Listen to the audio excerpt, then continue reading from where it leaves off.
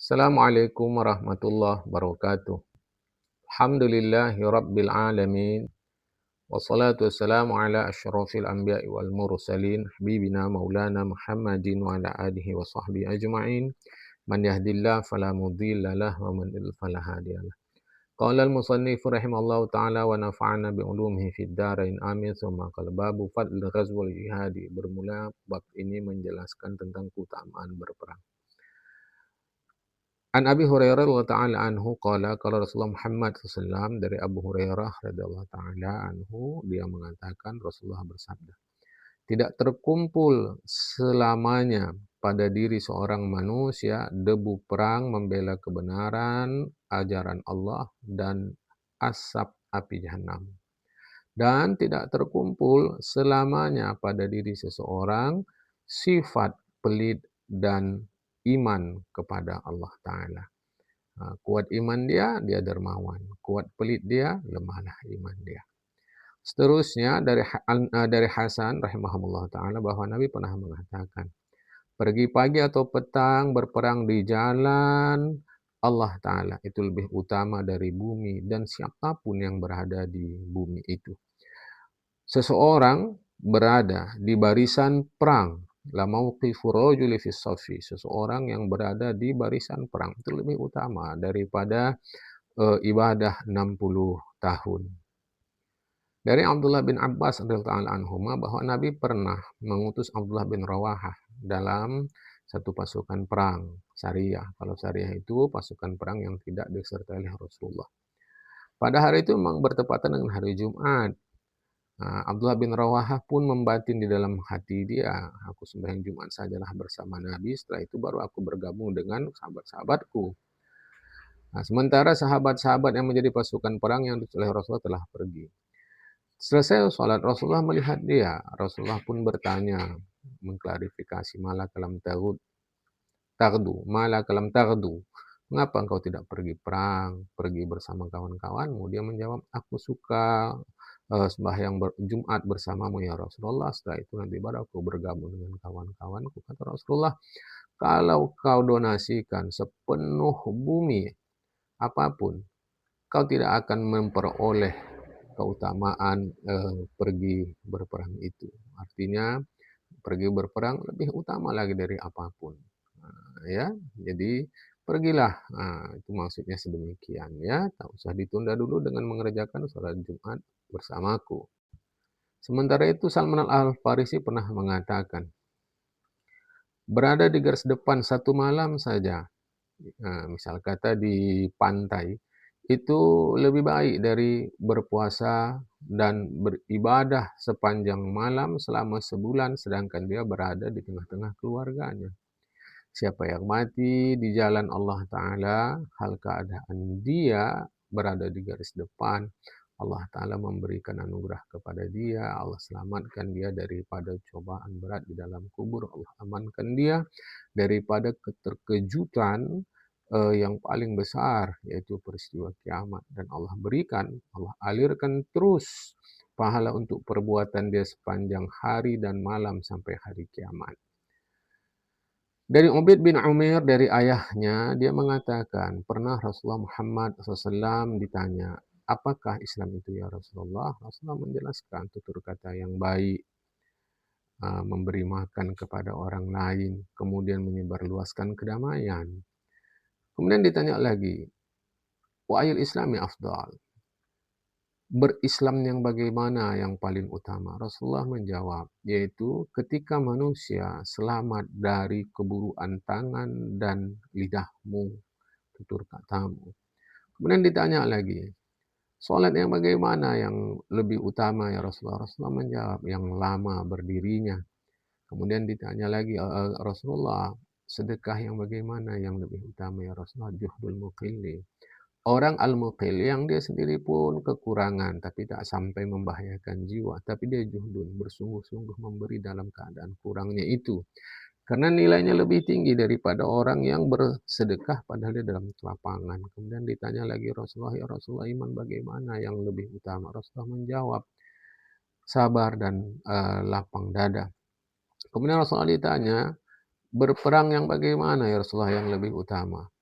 Yaitu kata Rasulullah, prajurit, man uqira jawaduhu, prajurit yang kudanya terbunuh dan darahnya tertumpah mengalir. Uhriqa itu mengalir ya. Kemudian budak yang bagaimana yang utama ya Rasulullah? Yang akhlaknya sama dan harganya mahal karena menunjukkan kualitas dirinya ya. Jadi kualitas itu salah satu indikasinya ditunjukkan melalui harganya yang mahal ya. Dari Nabi pernah mengatakan, tidak terkumpullah pada dua lubang hidung seorang muslim debu berperang di jalan Allah dan asap api neraka jahanam. Ini mirip yang tadi di atas ya. Nabi mengatakan setiap mata menangis pada hari kiamat kecuali 3 mata. Satu mata yang menangis sebab merasakan takut diri dia melanggar ketentuan Allah Ta'ala. Dan mata yang tertutup dari melihat yang diharamkan Allah Ta'ala. Mata yang terjaga dalam berperang di jalan Allah. Di jalan Allah ini maksudnya membela kebenaran yang dituntunkan oleh Allah kepada kita melalui Rasulullah Muhammad SAW. Dari Abu Hurairah Ta'ala anhu dari Nabi pernah mengatakan, ditampakkan kepadaku 3 model umatku yang masuk surga dan 3 model yang pertama umatku yang masuk neraka. Jadi ada 3 model pertama yang dimasukkan ke dalam surga, 3 model pertama yang dimasukkan ke dalam neraka. Itu umatku. Satu, yang pertama, 3 pertama yang masuk dalam surga, pertama orang mati syahid. Kedua, budak. Memang benar-benar budak. Dulu ya, sekarang dah tak ada lagi budak. Dia manusia, tapi dia ibarat benda-benda biasa saja. Dimiliki oleh tuannya, bisa disuruh sana, suruh kemari, suka-suka tuannya saja. Tapi dia budak yang dimiliki itu, nah perbudakan dia di dunia itu tidak memalingkan dia dari patuh kepada Allah Ta'ala. Nah, 2. Jadi orang mati syahid, budak yang tetap patuh kepada Allah. Dan orang miskin yang muta'afif menjaga harga dirinya, sementara dia punya tanggung jawab keluarga yang harus dipenuhi. Jadi ini orang fakir, orang susah yang tetap menjaga harga dirinya, tidak meminta sana, tidak meminta kemari. Pada detik yang sama dia punya tanggung jawab keluarga. 3 model pertama umatku yang masuk dalam neraka. Pertama, penguasa yang zalim. Ya, penguasa yang zalim. Nah, zalim itu lawan dari adil. Adil itu menempatkan sesuatu pada tempatnya. Nah, zalim berarti tidak. Penguasa yang zalim. Kemudian orang yang kaya, zu sarwatin, orang kaya, harta dia ada tapi dia tidak memenuhi hak yang ditetapkan oleh Allah Ta'ala di dalam hartanya. Kemudian orang fakir yang sombong. Ya. Rasulullah Muhammad SAW ditanya, perbuatan apa yang utama, yang paling utama ya Rasulullah? Kata Rasulullah, sholat pada waktunya, berbakti kepada orang tua, berperang di jalan Allah Ta'ala. Berikut ini nasihat atau penjelasan dari si Maimun bin Mahran. Beliau tabi'in ya, beliau dapat dari Abdullah bin Abbas radhiyallahu ta'ala anhuma. Abdullah bin Abbas pernah mengatakan, siapa yang berdonasi, busur panah untuk berperang di jalan Allah, maka untuk dia seperti pahala orang yang berperang di jalan Allah dengan harta dan jiwanya. Nah, ya. Kalau tadi panah, sekarang pedang pula. Siapa yang berdonasi sebilah pedang untuk digunakan berperang di jalan Allah, nanti pedang itu datang pada hari kiamat memiliki lidah. Apapun maksudnya memiliki lidah itu ya, dia akan menyeru, berseru, memanggil pada hari kiamat. Aku adalah pedang si fulan. Sampai sekarang aku berperang membela dia. Sampai sekarang. Terus kata Abdullah bin Abbas, siapa yang berdonasi sahman, sebilah anak panah untuk digunakan berperang di jalan Allah Ta'ala, Allah akan simpan panah itu untuk dia. Dan Allah akan tumbuhkan panah itu sehingga pada hari kiamat nanti datanglah panah itu di hadapan manusia, besarnya lebih besar daripada bukit Uhud. Siapa yang membawa seorang prajurit perang di jalan Allah, dia bawa. Ya, apapun maksud dibawa. Entah ditunjukkan jalan ke sana arah pasukan, di sini arah musuh, atau digotong dia, ya. Allah jadikan untuk yang membantunya itu dia sebagai tanda nanti pada hari kiamat bahwa orang ini membantu aku. Itu ya, kata prajurit perang itu. Siapa yang berdonasi tameng, pelindung untuk digunakan berperang di jalan Allah, Allah Ta'ala jadikan tameng itu pula sebagai tameng dia pada hari kiamat yang menyelamatkan dia dari api. Siapa yang terluka di jalan Allah Ta'ala, Allah jadikan luka itu cahaya yang ada di hadapan dia. Pada hari kiamat, luka itu akan datang, aromanya wangi seperti wangi minyak, wangi kasturi. Jadi dia datang dalam bentuk cahaya. Yang orang-orang menikmati aroma minyak wangi atau parfum kasturi itu.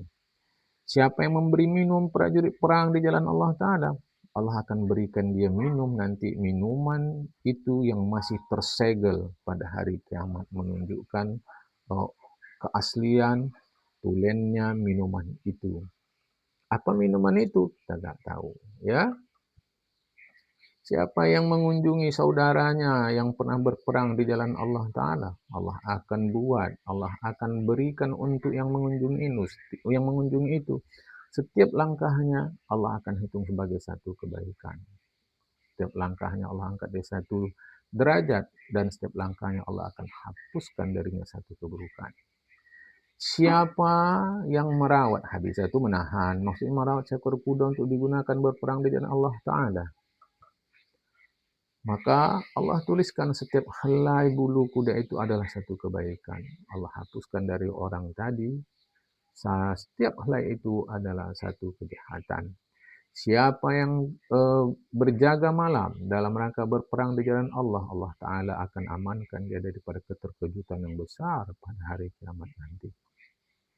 Abdullah bin Abbas radhiyallahu anhu juga mengatakan, apabila kau berada di dalam satu pasukan perang di jalan Allah Ta'ala, cobalah, misal kata kau dibuat, kalau boleh, kun khalfah, kau berada di belakang.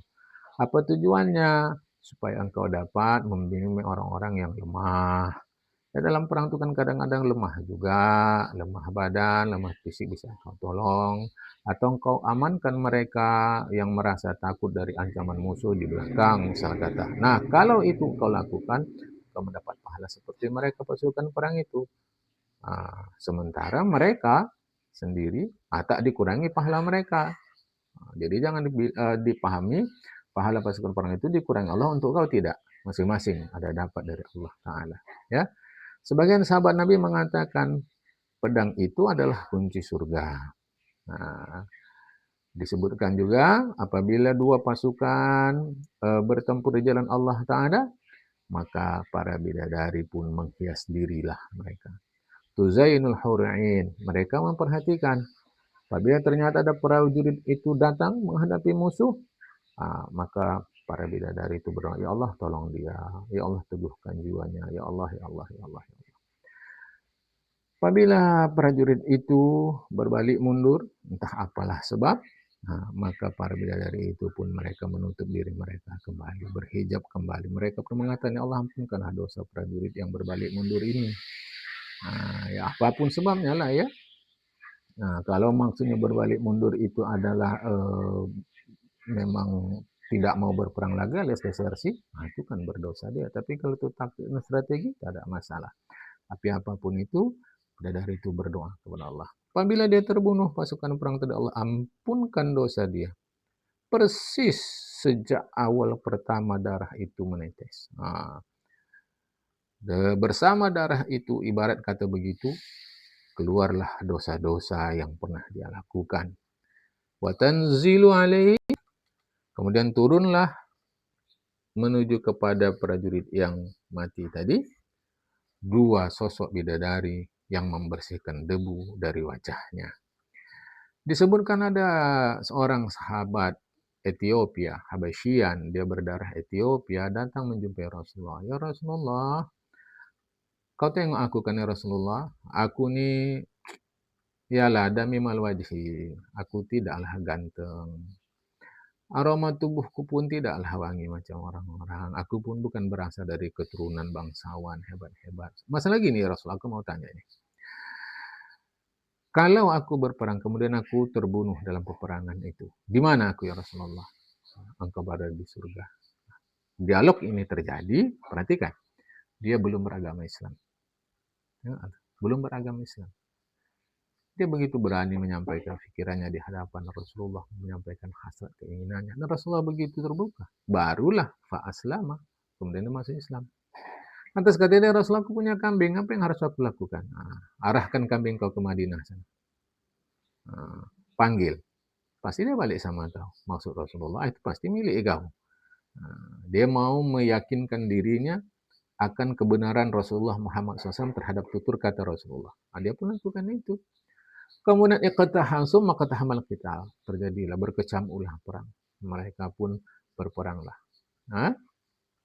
Falamma tahajazal qaumu,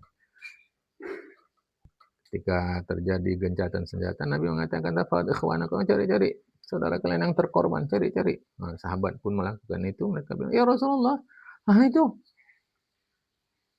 sahabat kita yang Ethiopia itu terbunuh di lembah ini begini-begini." Rasulullah pun bangkit bersama sahabat yang lain.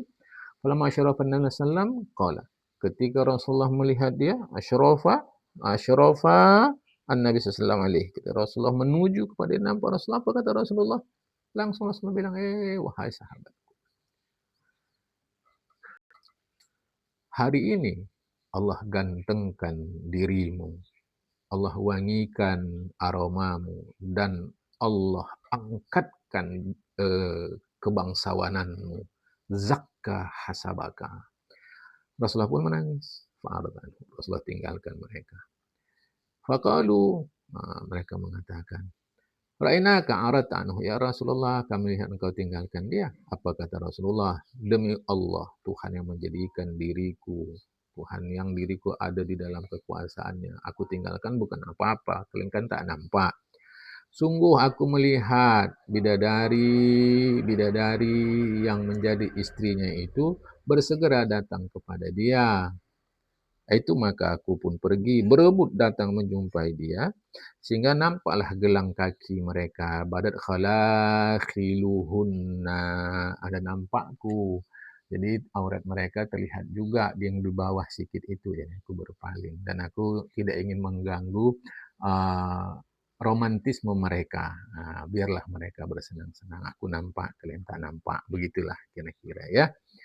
Disebutkan pasukan perang itu ada 3 divisi. Satu divisi pemeliharaan, yar'auna dawabbahum, pemeliharaan peralatan kalau cara kita sekarang.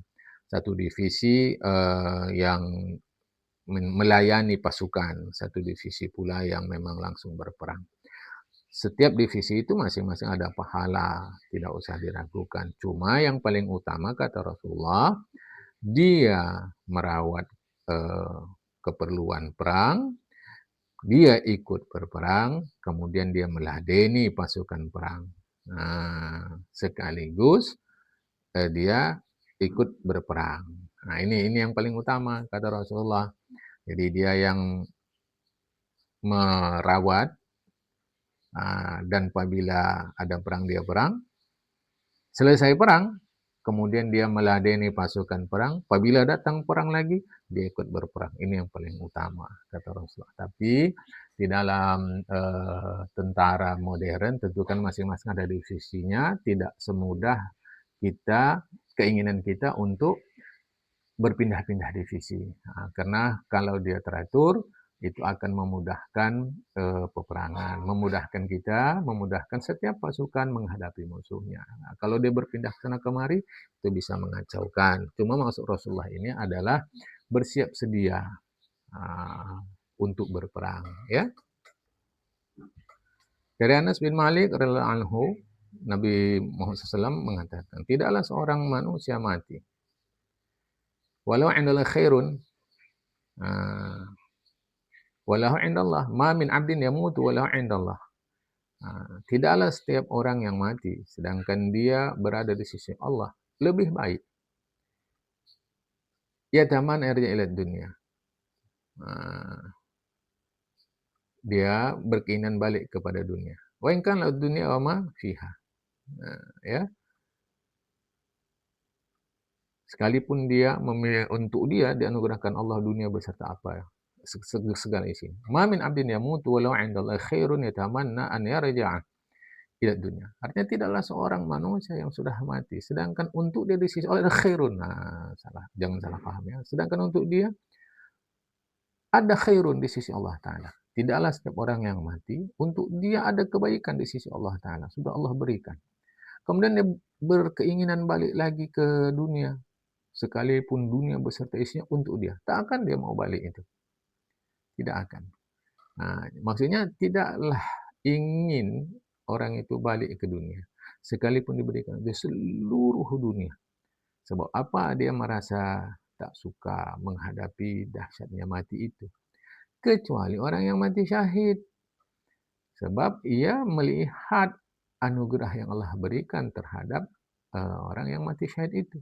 Maka orang yang mati syahid itu ingin balik lagi ke dunia, kemudian berperang. Yuqtalu, dia terbunuh untuk kali berikutnya. Meninggal lagi, ingin hidup lagi, berperang lagi, mati, kemudian ingin lagi balik. Mengapa? Karena besarnya anugerah yang Allah berikan kepada orang yang mati syahid. Dari Sa'id bin Jubair radhiyallahu anhu terkait surat Az-Zumar, ya. Surat Az-Zumar ini surat 39 ayat 68 terkait dengan ayat ini. Bismillahirrahmanirrahim. Fasa'iqa ma fis samawati wa ma fil ardi illa ma sya'allah. Kemudian matilah penduduk langit dan bumi kecuali siapa saja yang Allah kehendaki.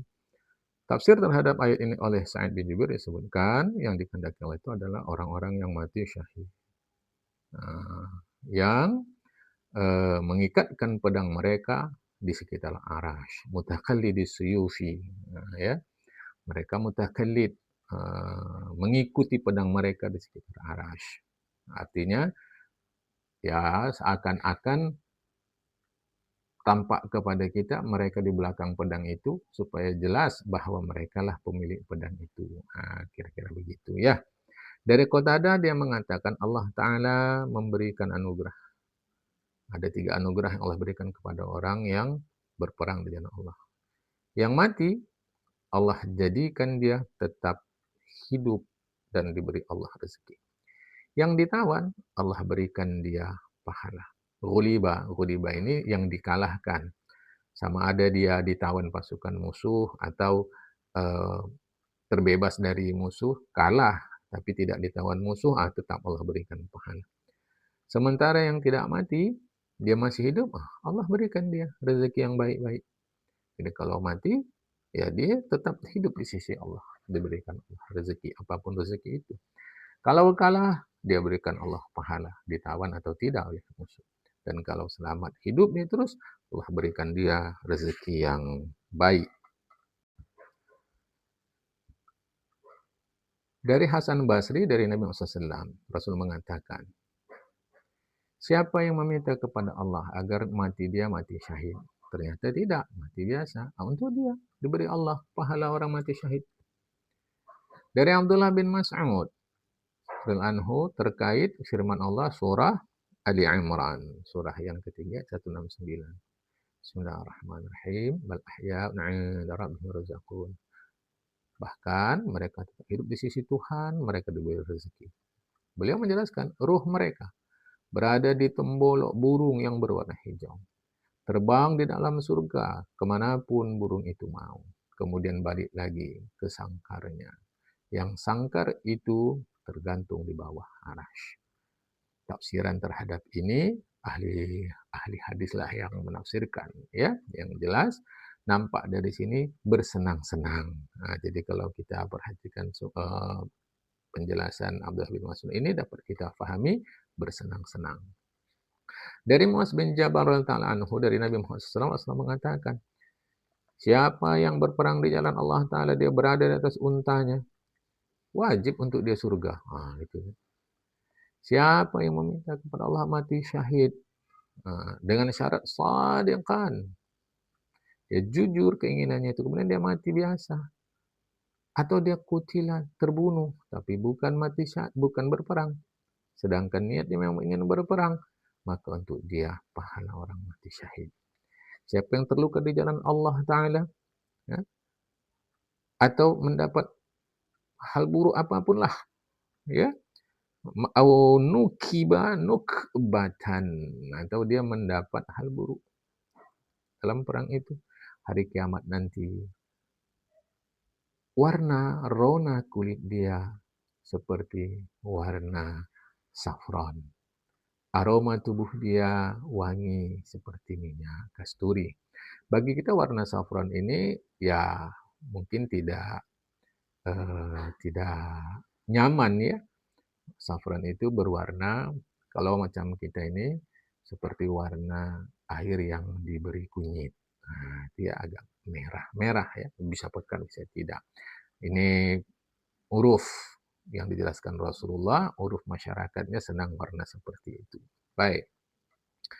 Diriwayatkan oleh Syekh Hasan Basri dari Nabi Muhammad SAW, Rasul mengatakan setiap mata menangis pada hari kiamat kecuali 4 mata. 1, ainun, kata Rasulullah Muhammad SAW, fuqi'at fisabilillah. Mata yang ya dalam berperang itu kadang-kadang kan semua bisa terjadi. Bukan kadang-kadang, ya memang begitulah perang dibunuh. Bahkan fuqi', ada mata itu yang dicongkel. Ya, itu tak akan menangis di hari kiamat dengan syarat niatnya benar karena Allah. Mata yang menangis ya waktu di dunia sebab takut melanggar hukum Allah Ta'ala.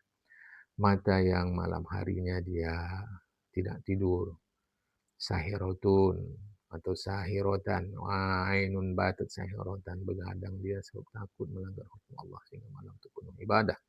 Dan mata yang tetap melek menjaga sebagai anggota pasukan yang berada di sekitar orang Islam. Jadi dia sebagai penjaganya. Warwa'al itu kan di belakang, tapi tak mestilah di belakang. Jadi dia sebagai anggota pasukan yang malam giliran dia untuk menjaga, untuk begadang mengawasi pasukan dari gangguan musuh kah, gangguan binatang kah, gangguan apakah. Nah, ini selamat pada hari kiamat. Sampai sini dulu. Akan datang kita menjelaskan tentang keutamaan berada di garis depan. Assalamualaikum warahmatullahi wabarakatuh.